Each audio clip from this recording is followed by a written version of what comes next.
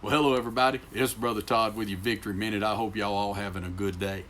Yesterday I didn't mention on this deal, but yesterday was my mom's birthday, and no, I didn't forget it. I hollered at her. She said I was the last one of the boys to call, but you always save the best for last. So anyway, wished her happy birthday. She's 75, and so when I woke up this morning, it had me thinking about her birthday, and the reason I think about her birthday a day after her birthday is because it's my birthday.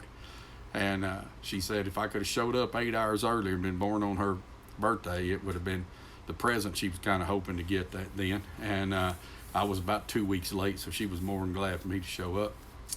My daddy was in Vietnam then. He had been there a couple of months by the time I was born. So she said it was kind of just me and her there for a bit. And but anyway, as I kind of stumbled around in the house this morning, I seen a basket. And in that basket is a bunch of old pictures. One of my kinfolks gave Misty here a month or so ago. She got them sitting there in a little old basket. And the pictures are of a little old kid, dark brown hair and almost reddish brown hair. Very shy looking little kid and in a cowboy hat. And that kid was me. And it's probably took, I was about 4 years old. Well, thinking about it being my birthday, I picked that picture up. And I looked and I thought, boy, you've been some miles since then. And of course it immediately makes you think of mile markers. I've always used my birthday as a mile marker. The first of the year and my birthday, because my birthday's in August, a little bit over half the year gone, they tend to just ever through my adult life, New Year's and my birthday are times I'll sit back and really try to reflect and set it down like a mile marker in my life and look at when you're moving, you always think of where you been and where you going. Where you been and where you going. And now some 49 years since that picture was took. I'd like to say I was still 49, but I'm 53 now. I was talking about my mama. She'll be happy I'll say my right age on these Victory Minutes now, hopefully, because I keep saying I'm 53 for some reason. And I sat there and I looked at that picture and I was looking at my old hands and the age spots on them and how they just sore. And I laid that picture down and I thought, well, that time, of course, is gone. And you think about, well, where you been? And you think about where you going. I don't like to dwell on the past. I like to learn from it. I want to always look at the past and say, okay, is there something I need to go try to fix? Is there something I've done that's maybe hurt somebody else along their way? And but if you really in the past, you can't go back and relive it. Yeah, Paul said, forgetting those things which are behind.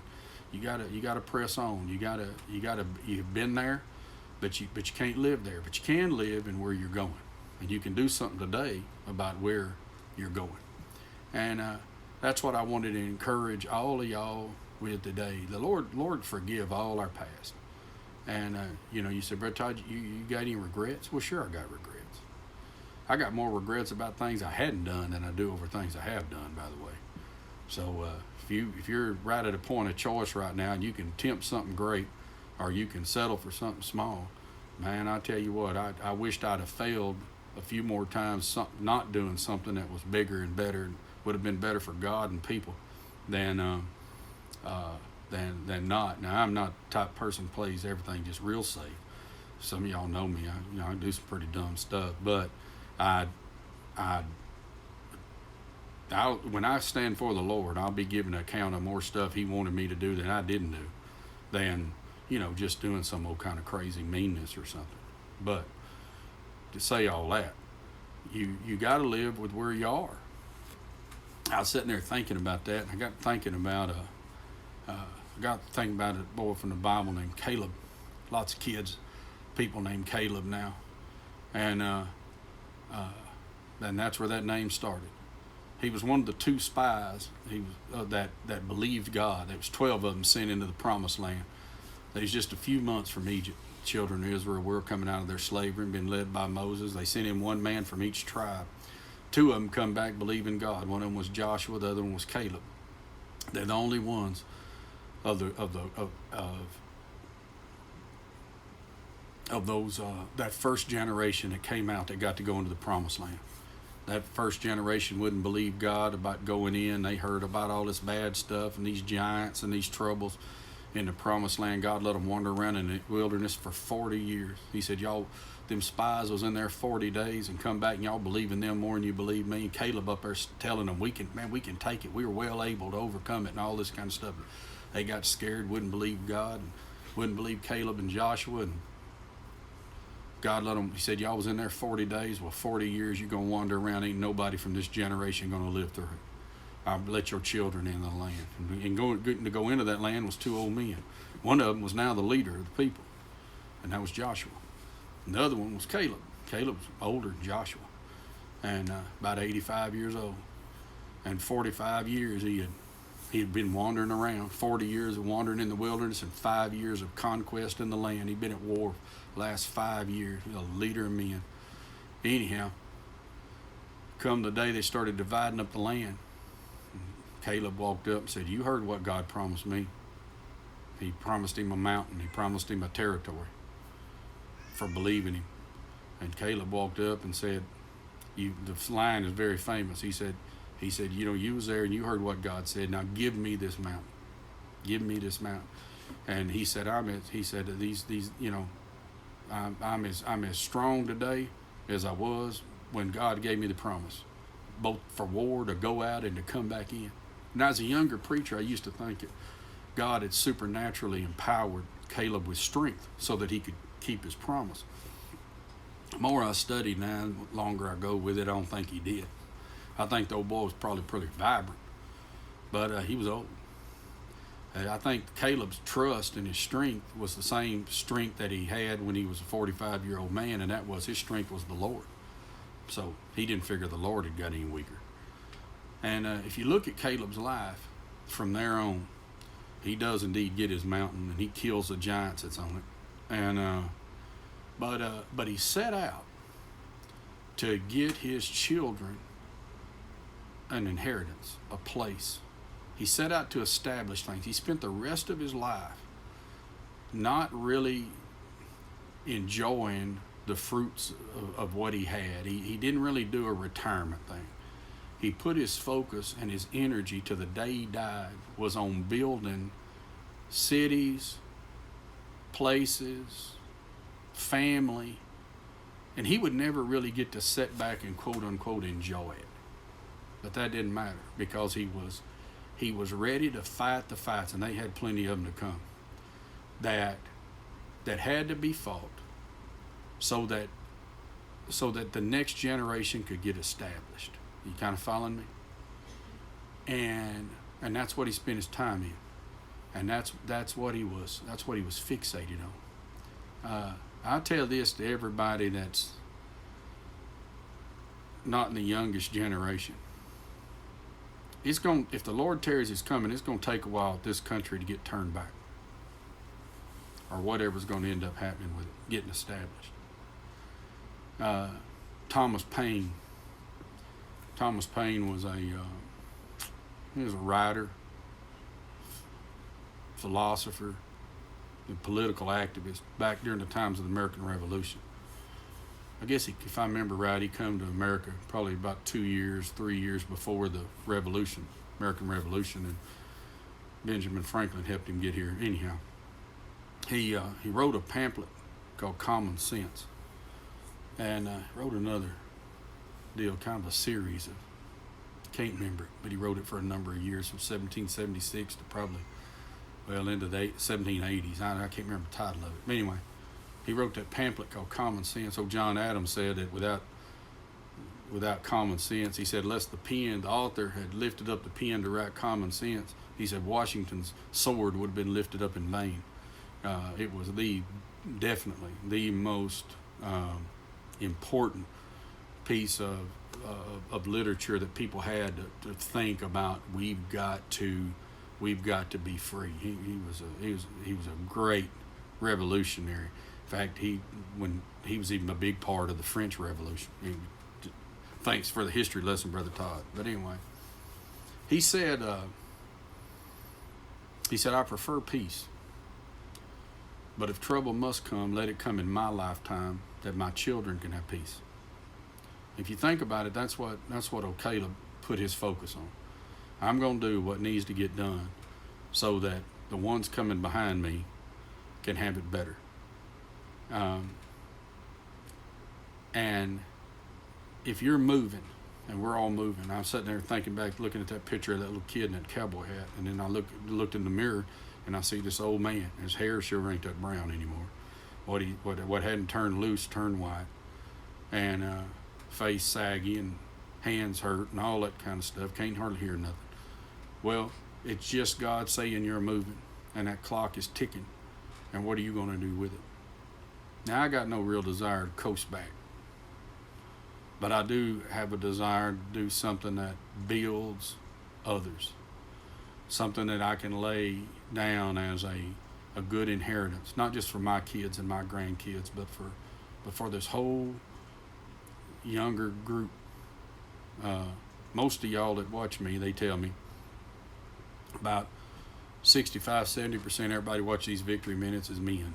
Now, it's neither here nor there. I'm just saying it's what they say. And that most of y'all that watch me, regardless of man or woman, are somewhere between about 20, 25, I think, and about 45. So you're just running behind me just a shaking time. And that's what I'm going to be about, is I want to give you a good place to put your foot. I want you to have a good place to put your kids' foot, from things we're doing here at the church to school and all that kind of stuff. It's all about leaving something for somebody to be better, to be stronger. I have to do it because, one, the love of God compels me. It's what my love for God compels me to do. I'd quit years ago and loved Jesus. And I love him because he first loved me. But that love moves you. And then the love for your family, your love for people. You know, Jesus said to love God and to love your neighbor as yourself. Within it is all the law and commandments. And, and that means all the Word of God, because they used to call it the law and the prophets.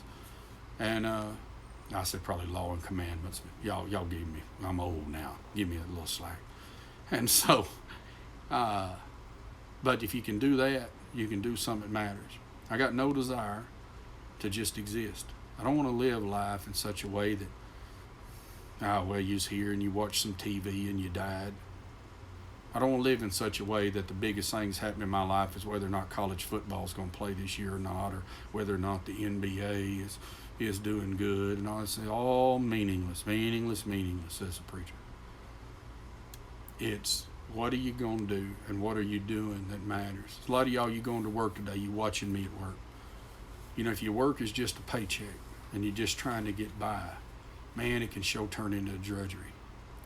But if you can look and see why you're doing it, and remember why you're doing it, and see them kids sitting around that table in the morning, and not just little folks running around bothering you and needing this and that, but that they are you being able to pour into eternity. It'll change the situation. I love to work on little projects and hobbies. And sometimes I'll be about doing them, and I want to do this and I want to do that, and I like to do things with my hands. And I'll be walking across the backyard and I see them grandkids out there, and I'm thinking about what I want to do that don't really matter. And I'll throw my eyes over on them. And when I do, if one of them looks at me and says, "Hey, Papa," then everything else gets dropped, because I have an opportunity to put something into their life. There ain't no kid on the planet you go over and show interest in what they're doing that they don't like it. It don't build them. It don't strengthen them. It don't let them know that they're accepted. It didn't let them know that it lets them know they're important. And so what are you going to do with your days that's important? You say, "Brother Todd, you've been rambling around here." Yeah, I know I'm waxing around a little bit. Like I say, my birthday and the first day of the year, I always sit back and think. I try to sit back and think, and I try to set my eyes on where I've been, am I behind here, I need to get moving here, and then to get my mind on things that matter. What matters? My relationship with the Lord, my relationship to mankind, and peace in my own head. Godliness with contentment's a great gain. To be able to be satisfied, to be happy with such things as you have, and be glad about where God has you in life, and to recognize that to all of us, God has given a certain amount of talents, and God has given us a certain amount of resources. And is those resources, and is this life, and is the breath I'm taking, and the heart that's beating in my chest only going to carry me through things that don't matter, or are they going to be giving me this mountain? And am I going to spend and be able to spend my time getting something done? May not get to enjoy it. We may have to, frankly, as Americans, we may have to, I don't know what's going to happen this year. If Lord tarries, He's coming. We may see times of great struggles. But if they're going to come, let them come in my time, that my children and my grandchildren and your children and your grandchildren have peace. If we're going to get something done at the church, Victory, folks, a lot of us are older. A lot of us have been pouring into this church for years. We poured in our time, our talent, our treasures, and ain't it time to say, well, it's some time for somebody else. It's time to look in our purses and see if we got anything extra. It's time to stand there in that ministry and pour yourself into it so that somebody else can pick it up and run with it.